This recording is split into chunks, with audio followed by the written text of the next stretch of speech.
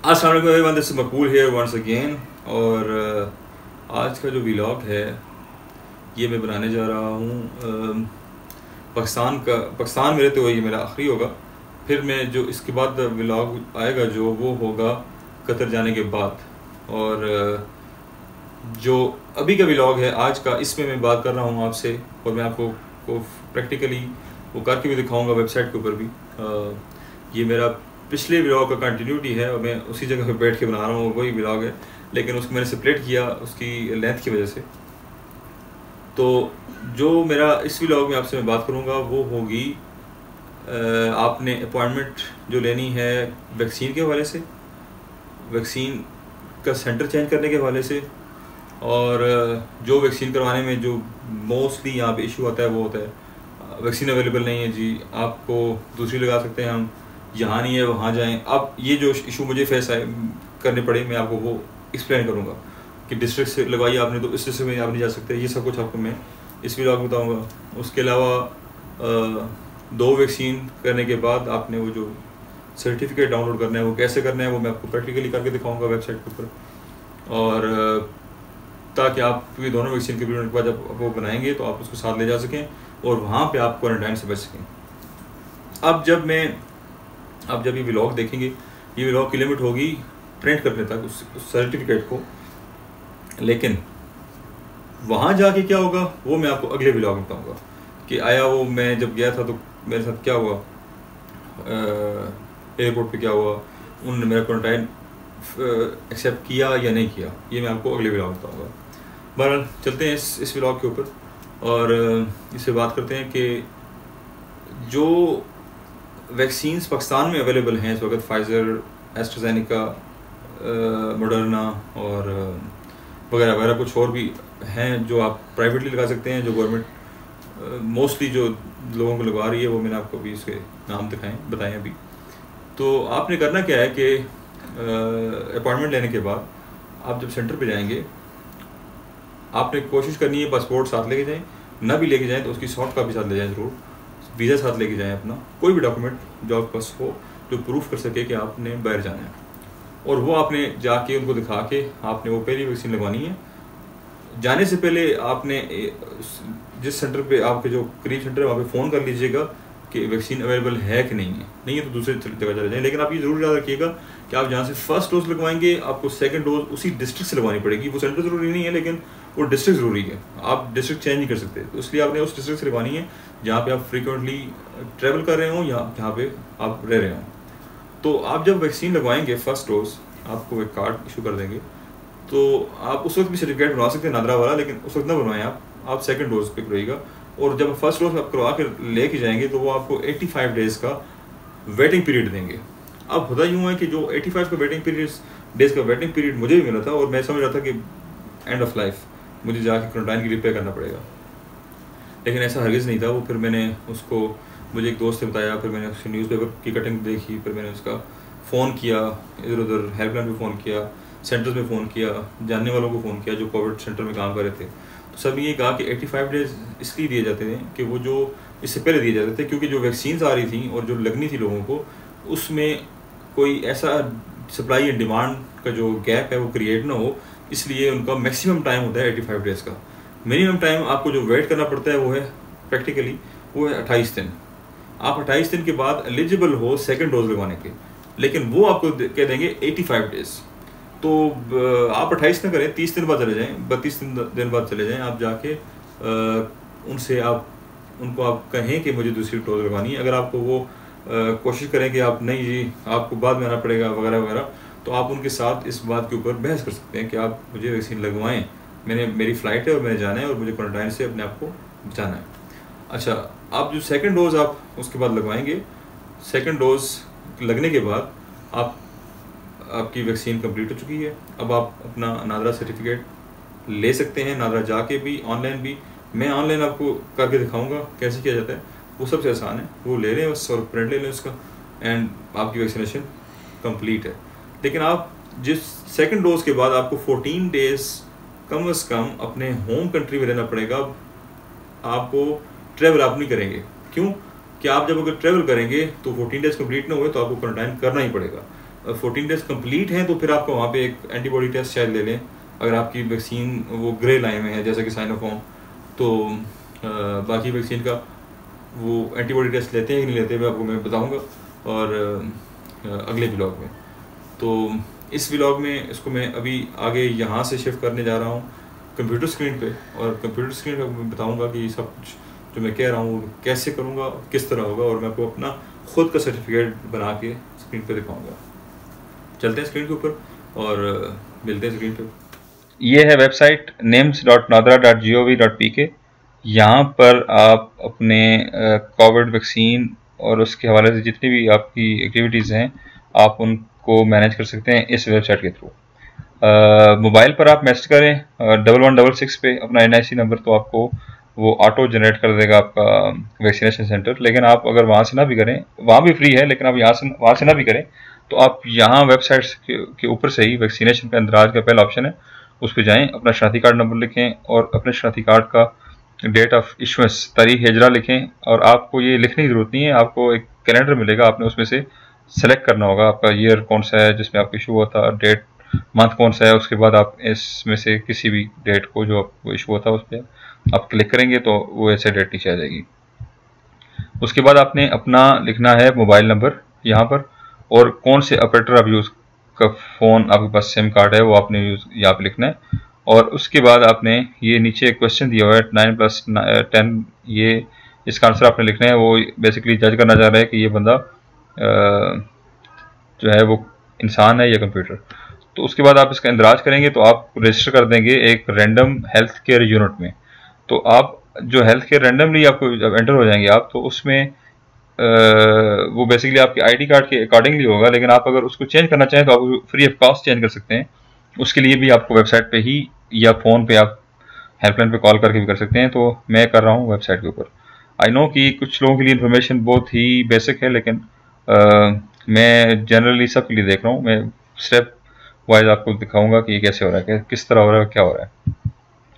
अच्छा, health care unit change करने के लिए आपको शनाख्ती कार्ड नंबर लिखना है, फिर इशूस डेट लिखनी है उसकी इंदराज की, जिस दिन वो शनाख्ती कार्ड इंदराज हुआ था। और जो आपको मोबाइल पे जब आपने एंट्री की थी अपने वैक्सीन की, तो हेल्थ केयर यूनिट अलॉट करने के साथ ही आपको एक कोड दिया होगा, तस्दीकी कोड उसको बोलते हैं, पासवर्ड के लिए अपना आपने वो कोड यहाँ पे एंटर करना है। और उसके बाद अगेन वही 8+8 16 आपने लिख देना है। यहाँ पे जो भी आपको क्वेश्चन करेंगे उसका आपने आंसर लिखने के बाद तस्दीक पे क्लिक करेंगे तो वो आपको ले जाएगा नेक्स्ट विंडो में, जहाँ पे आपका प्रीवियस हेल्थ केयर यूनिट और जो अवेलेबल आपने जो चेंज करना है उसके लिए ड्रॉप डाउन मेन्यू आपसे, उसके थ्रू आपने वो सिलेक्ट करना होगा किसी उसमें से जिस सेंटर में आप जाना चाहें वहाँ क्लिक करेंगे आपको आपका सेंटर चेंज हो जाएगा। अच्छा, उसके बाद है ऑप्शन वैक्सीन के मनफी असरात एंटर करने के लिए, इंदराज करने के लिए। अगर आपको कोई साइड इफेक्ट हुए वैक्सीन के बाद तो आप अपना शनाख्ती कार्ड नंबर, तारीख हिजरा और वही सवाल का जवाब दे के अपने वो सारे साइड इफेक्ट्स मेंशन कर सकते हैं वेबसाइट के ऊपर। अच्छा, कोरोना सर्टिफिकेट है इसके बाद, लेकिन इस पर हम आखिर में आएंगे। पहले जाते हैं वैक्सीनेशन रिकॉर्ड में दुरुस्ती के ऊपर। अब यहाँ पे अगर आपका कोई वैक्सीनेशन रिकॉर्ड है जो आपने सर्टिफिकेट इशू करने से पहले या बाद में आपको करेक्ट करना है तो आप उसको कर सकते हैं। वैक्सीनेशन रिकॉर्ड में दुरुस्ती के नाम से एक यहाँ पे आपको लिंक दिया हुआ है, और दूसरी है दर्जशुदा शिकायत की तफसील। आपने कोई कंप्लेंट की हुई है तो उसकी आप तफसील यहाँ पे चेक कर सकते हैं। तो मैं अभी क्लिक कर रहा हूँ वैक्सीनेशन रिकॉर्ड में दुरुस्ती के लिए, ताकि आपको मैं बता सकूं कि दुरुस्ती भी हो सकती है। अगर आपने एरर किया हो तो आप उसको करेक्ट कर सकते हैं। उसके लिए सेम शनाख्ती कार्ड नंबर एंटर करें, इशू स्टेट डालें, अपना फ़ोन नंबर डालें, और ये जो नीचे आंसर है इसका जो भी आप 8+4 यहाँ पे इसका आंसर लिखें, इंदराज करें। आपका इंदराज अब जो ही क्लिक करेंगे इंदराज के ऊपर तो आपके लिए एक विंडो खुलेगी, वो इस तरह की विंडो होगी। और इस विंडो में देख सकते हैं आपका शनाख्ती कार्ड नंबर ऊपर, फिर पासपोर्ट, ये शनाख्ती कार्ड के मुताबिक जो नाम है आपका, आप वो नाम एंटर करें। यहाँ पे पासपोर्ट नंबर आपने एंटर किया हुआ तो वो कर दें, कौमियत अपनी आप एंटर कर दें, इसके ऊपर ड्रॉप डाउन बॉक्स से वो सिलेक्ट कर सकते हैं और तस्दीक कर सकते हैं इसकी, इस विंडो की। अच्छा, उसके बाद जो चीज़ आपने अगर करेक्शन करनी है दुरुस्त की जो रिकॉर्ड में करनी है, तो उसके लिए आपको सुबह यहाँ पे सबसे पहले आप सुबह सेलेक्ट कर देंगे, लेट से मैं AJK सेलेक्ट कर रहा हूँ। उसके बाद आपने AJK में जो ज़िला आपका कोई भी, मैं बाग सेलेक्ट कर दिया मैंने, अपना ज़िला सेलेक्ट करेंगे। जो भी आपका करेक्ट डिटेल होंगी, आपने वो डिटेल्स करेक्शन करने के लिए आप वो डिटेल यहाँ पे डाल दें। New details, health care unit आपकी जो भी हो वो मेन्यू से सेलेक्ट करें। और इसलाह आपने किस किस्म की करनी है, वैक्सीन की किस्म गलत लिखी हुई है, अपने वो करना है तो उस पर चेक कर दें। अगर आपने आपकी जो पहली और दूसरी डोज की एंट्री की हुई है वो गलत की हुई है या लिखी हुई नहीं है तो आप उस पर क्लिक करें। वैक्सीनेशन की तारीख अगर गलत लिखी हुई है तो वो कर सकते हैं। वैक्सीनेशन का सेंटर गलत लिखा हुआ था वो चेक कर सकते हैं। जो भी आप करेंगे, जो भी एरर आपने ठीक करवाना है, तो आपने उसको फिर यहाँ पे एक्सप्लेन भी करना है, वजाहत करनी है उसकी कि मैं क्यों कर रहा हूँ और ऐसा क्यों हुआ है और ये क्या एक्चुअली इशू क्या है। आपने उसको लिखने के बाद आपने इंदराज कर देना है, तो वो आपका सिस्टम में उसकी करेक्शन हो जाएगी।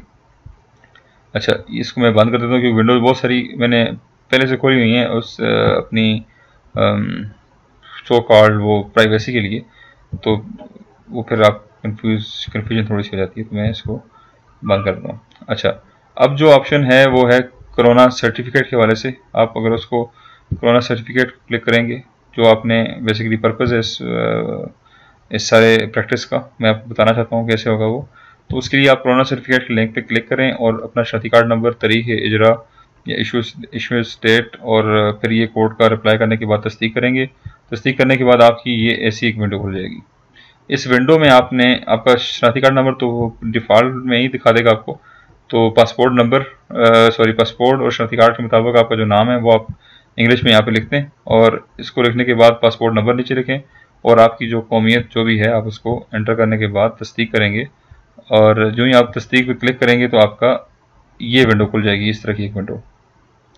अच्छा, जब ये विंडो खुलेगी तो उसमें आपकी जो प्रीवियस जो आपको ये आप इसको इग्नोर करें, ये कोरोना वैक आपने नहीं लगवानी। ये तो मैं जिस की जैसे कि सर्टिफिकेट डेमो के लिए मैंने यहाँ पे एंटर किया था, ये उसकी वैक्सीन डिटेल है। आपने लगवानी है फाइज़र या एस्ट्राजेनिका या फिर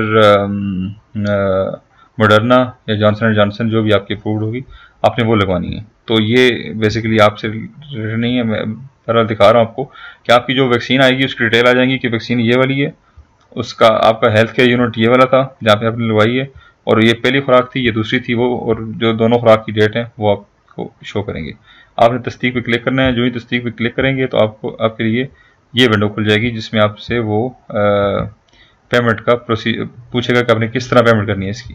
तो क्रेडिट कार्ड से कंफ्यूज ना होइएगा। क्रेडिट कार्ड मीन्स कि आपका क्रेडिट कार्ड हो, ATM कार्ड, डेबिट कार्ड, जो भी आप उससे कहें, आपका वो ही एक्सेप्टेबल है।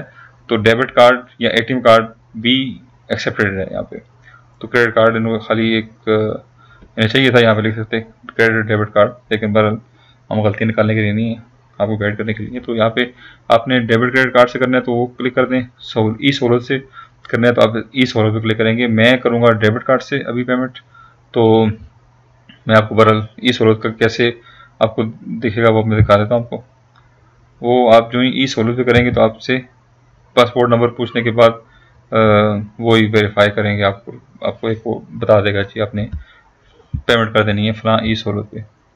अच्छा, मैंने करनी है डेबिट कार्ड पे करनी थी, वो मैंने क्लिक कर दिया उसके ऊपर डेबिट कार्ड के लिए। तो डेबिट कार्ड पे क्लिक करने के बाद जो विंडो खुलेगी वो ऐसी होगी। इस विंडो में अभी आप को जो पहला स्टेप है वो है टर्म्स एंड कंडीशन, जिससे आपने एग्री करना है कि रिफंड नहीं है पॉलिसी का कोई भी और वगैरह वगैरह। 100 रुपये इसकी फ़ीस है। मैंने इसको बगैर पढ़ी एक्सेप्ट करके कंटिन्यू कर देना है। यहाँ पे क्लिक करना है, इसको एक्सेप्ट में कंटिन्यू करूँगा तो फिर नेक्स्ट जो विंडो खुलेगी वो ऐसी होगी। जो स्टेप 2 है उसमें आपका मास्टर और वीज़ा कार्ड दोनों सेपरेट हैं। आपने अपना कार्ड नंबर लिखना है यहाँ पे। CVC कोड, जो कार्ड के पीछे 3 डिजिट होते हैं वो CVC कोड होता है, आप वो लिखेंगे। अपनी एक्सपायरी मंथ लिखेंगे, एक्सपायरी डेट लिखेंगे डेबिट कार्ड का या क्रेडिट कार्ड का। आपका जो फर्स्ट नेम और लास्ट नेम वो लिखेंगे। फर्ज करें मेरा नाम मकबूल और रहमान है तो मैंने फर्स्ट नेम लिख दिया मकबूल स्पेस UR और लास्ट नेम लिख दिया रहमान, क्योंकि पाकिस्तान में ये कल्चर नहीं है फर्स्ट नेम लास्ट नेम का, तो हमारा तो एक ही नाम होता है। तो अगर ऐसा कुछ सीन है तो आप उसे सेपरेट करके लिखते हैं। उसके बाद अपना ईमेल एड्रेस लिखें, फिर कंट्री लिखें, आपकी जो भी कंट्री हो। स्टेट, ये अब मेरा ख्याल है जिसने बनाया है उसने सोचा ही नहीं है कि पाकिस्तान में स्टेट सिस्टम नहीं है, वो उसने अमेरिकन ही उठा के यहाँ पे डाल दिया। बहरहाल आपका KPK हो, आज़ाद कश्मीर हो, जो प्रोविंस हो आप वो लिखते हैं, और उसके बाद जिस सिटी से आप हों आप वो सिटी का नाम लिखते हैं। फिर पोस्टल कोड आपको गूगल से मिल जाएगा, अगर नहीं भी मिलता तो आप कोई भी 6 डिजिट का कोड यहाँ पे डाल दें। तो मैंने तो वैसे डाला था 21,000, ये मनसरक है, लेकिन आप को नहीं मालूम तो आप डाल सकते हैं। कोड करेक्ट होना चाहिए, लेकिन किसी भी सिटी हो, इट डजंट मैटर।